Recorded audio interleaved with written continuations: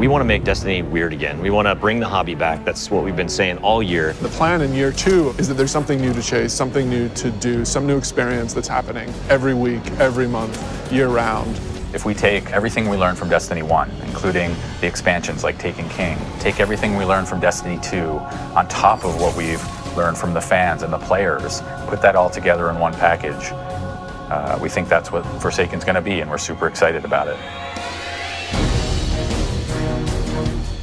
Patch 2.0 is the release that comes out on 8/28. It's the big update getting ready for the Forsaken expansion. Yeah, giving you a chance to see all the new changes and kind of where we're going with Forsaken. First thing you're going to see is the new director.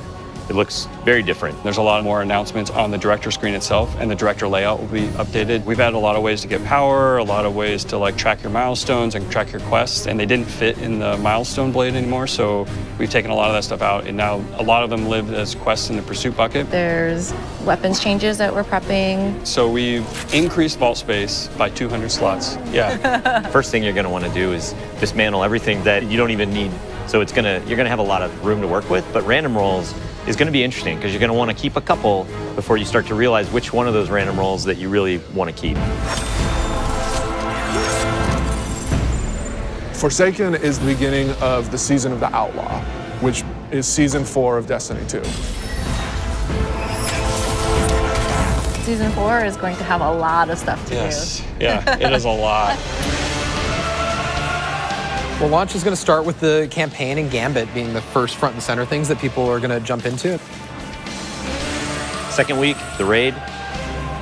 We're really focusing on systems that players can engage with besides just power. So we have lore that you can go find out in the world. There's items and bosses you can kill that will tell you a story that you can go read in the game. We have bounties that are like on all the vendors and that like tell a story and are part of that destination loop. Find your way to the Dreaming City, and then you can see that the Dreaming City evolves. There's going to be new triumphs to unlock. For me, the way that triumphs is going to change behavior is just in the chase for titles. For me, there's not very many of them. They're really hard to get. You have to do a lot of triumphs. But when you get to put that over your head and nobody else has it, it feels good to walk around the tower. Yeah. When I see one in the wild, I'm going to be like, that person is a god to me. Yeah.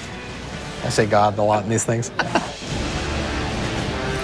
The start of each one of the seasons, and there'll be 4 of them a year, is where we're going to reset and refresh events and rituals and holidays that players are going to want to play in, that will have rewards available to every player. In that first month, you're going to be able to play a new PvP mode called Breakthrough. And so that'll come out, and so we're really excited to have people play both that and the new Iron Banner with power enabled with the new weapon slot changes and the new sandbox balance tuning. So we think that's going to be pretty exciting. Yeah. We try to ensure with all of the seasonal content that there's exciting short-term chases for someone who just wants to log in and try out a new event or a new experience. And if you really want to grind your face off, there's also rewards that'll be exclusively for the most committed, most skilled Destiny players. The main thing that we want to change with year 2 of Destiny is that there's never a content drought. There's always something new happening every month, year round. So there's seasonal updates that are free for all players and major content beats as part of the annual pass.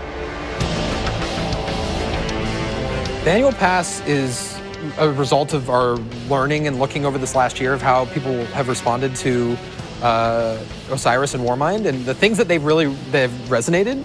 Escalation protocols and the hidden quests in Warmind and the Whisper quest and a lot of the things we're doing in Forsaken that we haven't even talked about, like those types of things are really exciting and we think are going to excite players more. So the 3 that are coming, Black Armory, Joker's Wild, and Penumbra. Yeah. What if there was this elite group of crafters who created some of the most notorious weapons in the Destiny universe, and you're going to get exclusive access to this vault that has the greatest weapons ever created in the Golden Age.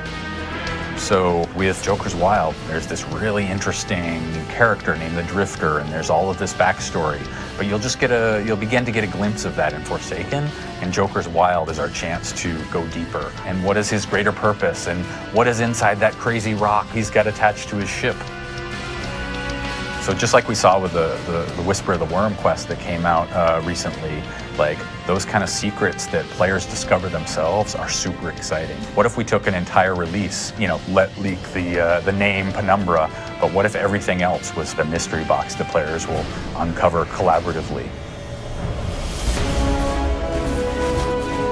It's not since Taken King that I feel like we took a game, we got a lot of things right, we got a bunch of things wrong, and this is our chance to go back and reset the ledger. I mean, there's so many different things that Destiny 2 did that set us up for this, and then Destiny 1 did a bunch of things that we'd walked away from at Destiny 2's launch that we're embracing again, and so Forsaken takes the best of those worlds and puts it into one package, and we do think it's the best version of Destiny. And then adds more, something absolutely. new. I mean, yeah, honestly, it's what the game needs to be.